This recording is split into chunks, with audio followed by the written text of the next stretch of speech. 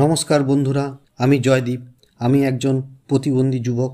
আমার চ্যানেলটিকে like, share, subscribe করে আমার পাশে থাকুন। চলুন এবার দেখে নিই আজকের খবর। 9 জুলাই 2025, 24 ঘন্টায় গাজায় ইসরায়েলি হানায় নিহত হয়েছে 105 জন।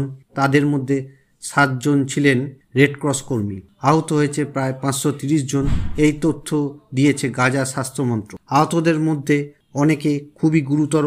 হাসপাতালে বেড ভরা, চিকিৎসার তীব্র সংকট রয়ে গেছে। হাসপাতাল কর্তৃপক্ষ বলছে জ্বালানির অভাবে জরুরি ইউনিটও বন্ধ হয়ে যাওয়ার পথে।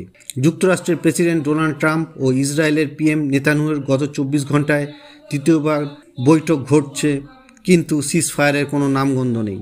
গাজায় প্রায় 57,523 জন এখনও পর্যন্ত নিহত। হাসপাতালে ভর্তি হয়েছেন কয়েক লাখ মানুষ। এভাবে চললে অনাহার, জ্বালানি সংকট, পানি, স্যানিটেশন বিপর্যয় আরও বাড়তে পারে। ফুয়েল ক্রাইসিস চলছে। আজকের হামলার শ্রেণীতে মূল লক্ষ্য ছিল গাজা শহর, রিমাল ও বুরেইজ অঞ্চলের ক্লিনিক্স ও আশ্রয় কেন্দ্রগুলি। ট্রাম্প নেতানিয়াহু বৈঠক যাই বলুক, মাঠ পর্যায়ে বৈষম্য সঙ্গে মানবিক সংকট বেড়েই চলেছে। আন্তর্জাতিক চাপ বাড়ছে, ইউএন ফুয়েল এজেন্সি আগেই প্রকাশ করেছে। বন্ধুরা, আজকের আপডেটে শুধু সংখ্যা নির্ভর তথ্যই নয়, মানুষের জীবন ও পরিস্থিতির ভয়াবহতা তুলে ধরলাম। আপনারা কি ভাবছেন?